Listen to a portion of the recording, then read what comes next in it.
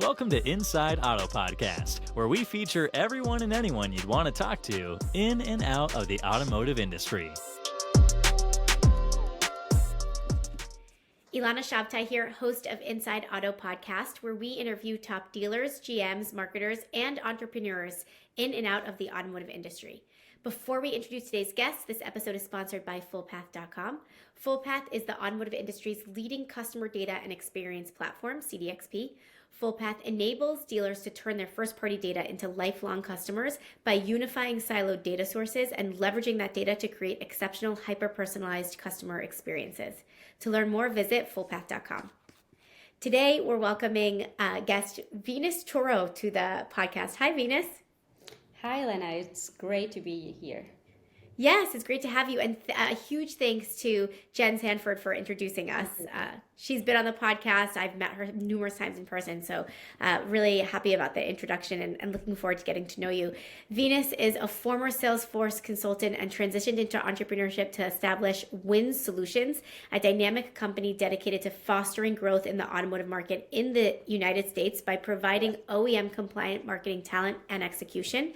So we'll learn all about that, all the things that you do in the market, and how you're really helping innovate in automotive, in your everyday operations at Win. So thank you again for joining us.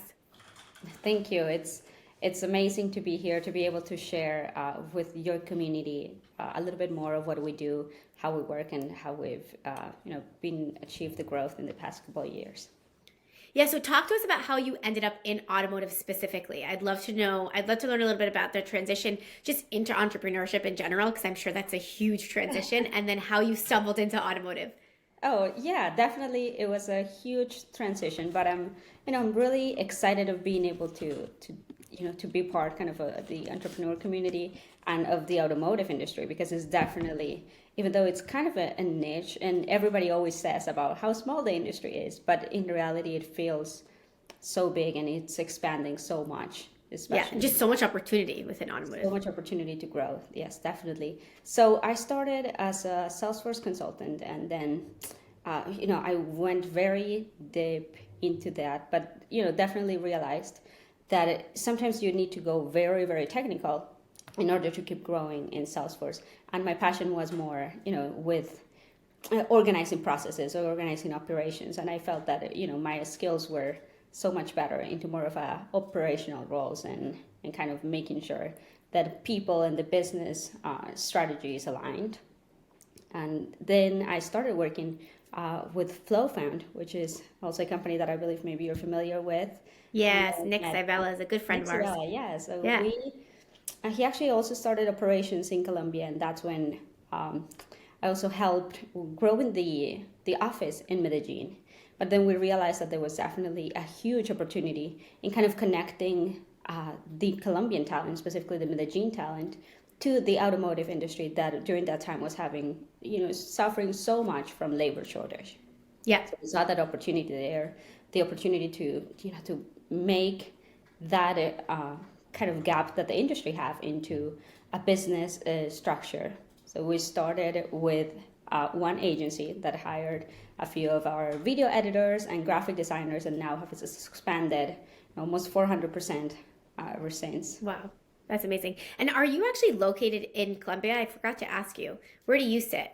Yes, I am normally in Medellin in the office. We Okay. have an office there, it's the headquarters, but we also have an office in Atlanta. So nice. This week I'm actually in the Atlanta office recording some content as well with the videographers team here. Oh, nice. Okay, cool. I have such a special place in my heart for Colombia. My stepmother is from Colombia, and she's really? Yeah, and she made our family so much better. So she's from Pereira. I'm probably butchering that. Yes. You say it much nicer than I do.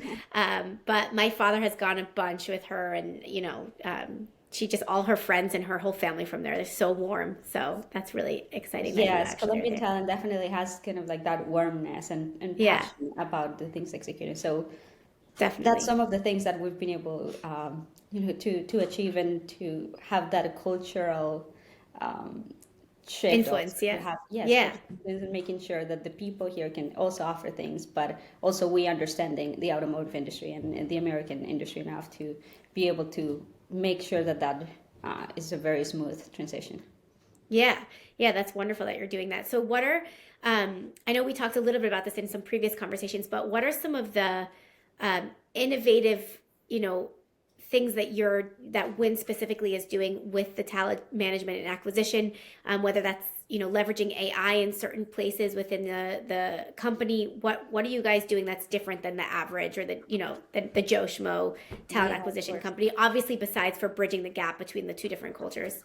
Oh, that's a really great question, because I believe, especially I would say in the past year, where AI has become it's in everyone's mind. Is then definitely everybody is kind of thinking how to put it inside the operations to make sure that we can all use it as the amazing tools that it brings. So I would say that we use it in two different, very specific stages. And the first one is when it comes to talent acquisition, as well as talent training for interviews and for making sure that we're vetting candidates in the most efficient way as possible. Also understanding the client needs. So we use different tools for, like resume optimization, for finding the best candidates, to make sure that we're asking the best questions, that the questions that are updated with the industry trends and things like that. And that when we're presenting, our kind of like our insights, and when we're presenting the candidates to our clients, that they are receiving all that information in a very well structured report, that it would be very hard, labor intensive if you had to type it down how we companies used to do it in the past. Now all of that is automated. And it's amazing. And in the second part, I would say is with the training that we have constantly with the team members that are already placed.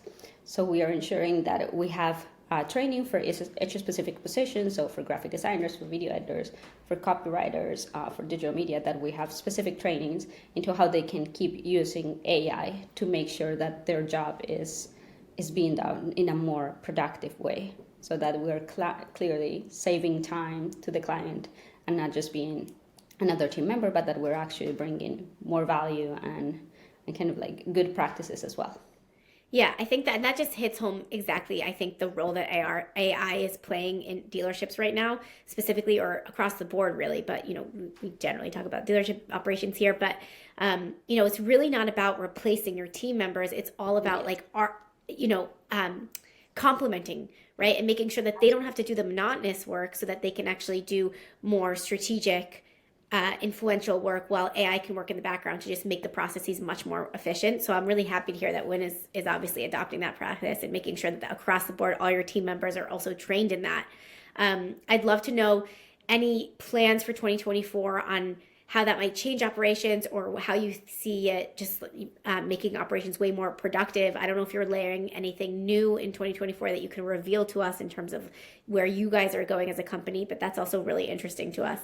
Well, absolutely. I think it's definitely a very, very excited year next year, because as you've seen, AI is really changing kind of almost in a daily basis. On a daily basis, you see new tools that you can use, and new features of the tools that are already existing.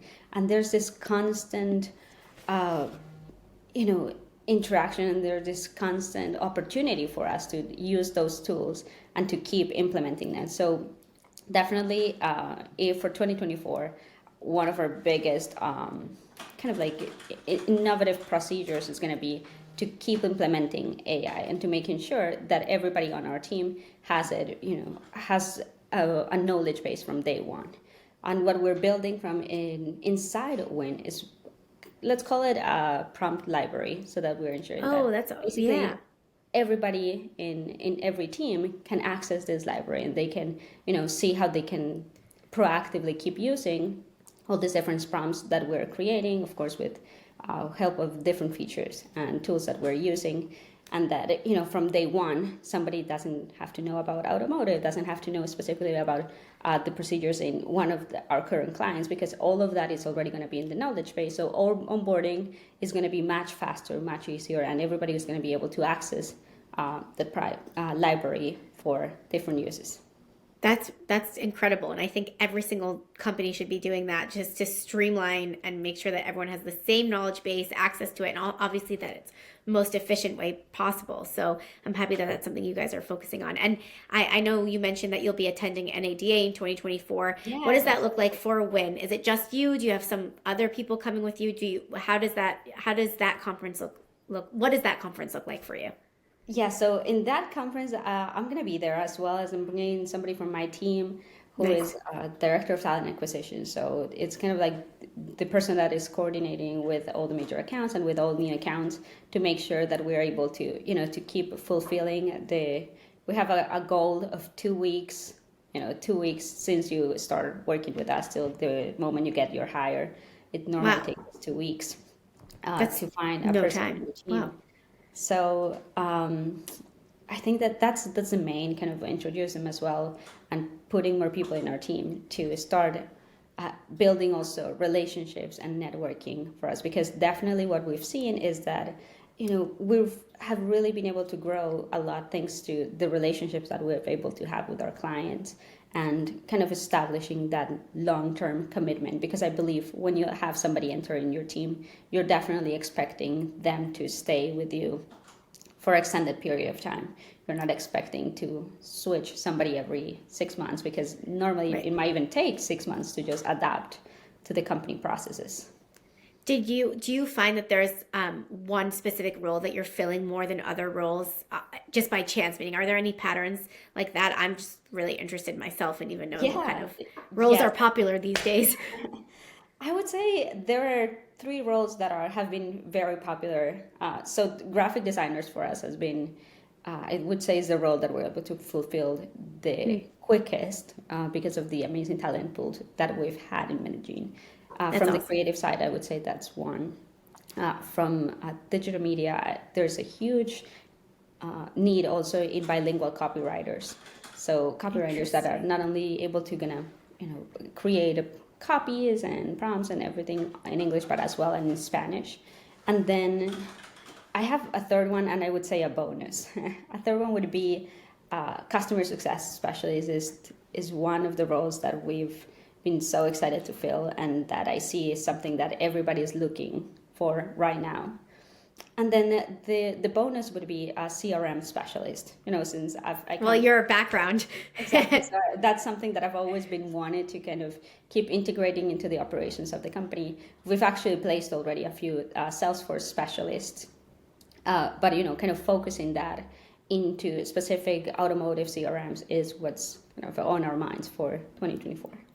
Yeah, and I think that's really aligns with just in general the idea of staying on top of your data and being able to really keep it clean and organized and integrated with all the other data sources. You really need someone who's living that every single day. So I would love to see not just agencies, but dealerships really adopt CRM specialists, CDP specialists, like someone who just sits in that role and really makes sure that the customers are getting the most relevant messaging and the most updated messaging based on their most recent behaviors. So I obviously am very aligned on that as well.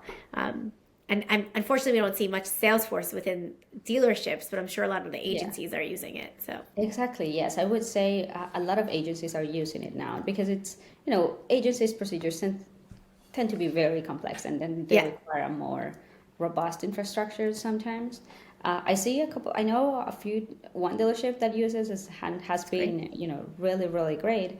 But I would say, focused in on the specific CRMs that we already have in automotive, it's a great opportunity as well. yeah. And tell us a little bit about the Atlanta office you're in now. How big is it? It's a small office just for a few people, but we definitely No. have our videographer here that's also helping us create content and That's making great. sure that we are, especially for AI trainings and pre-recorded content that we need for the knowledge base we built. Oh, okay, great. So you have, and we didn't really get to touch on this as much as I wanted to, but before we sign off, I want to hear a little bit about, I don't know, you could pick one thing, the most rewarding thing about transitioning to entrepreneurship, or the most challenging thing that you've faced and overcome. I just want to hear a little bit about that, just because that's really your identity. So if you could share that with us before we sign off, I think that's a nice way to end the podcast episode.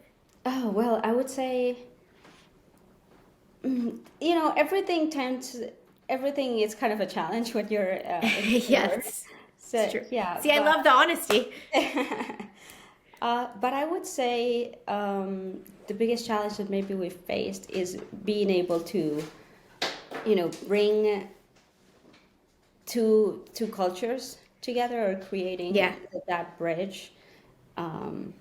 Has been a little bit challenging, but again, we've had such an amazing welcoming into the industry, which has been really, really, really good on our side. Yeah, I mean, automotive is all about just like the grind. So if you have someone who's motivated and who is contributing, they're going to be accepted in automotive. Exactly. So I'm happy to see that that's working out. Yeah. Wonderful. Well, I hope to meet you in person at NADA in February.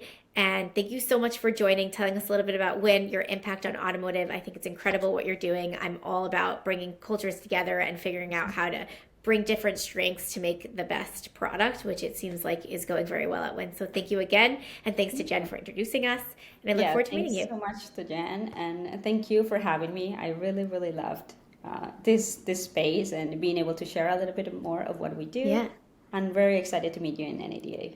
Yes, me as well. Thank you. And for those listening, Inside Auto Podcast, you can tune in on all your favorite streaming channels, InsideAutoPodcast.com. Thank you again. Thank you.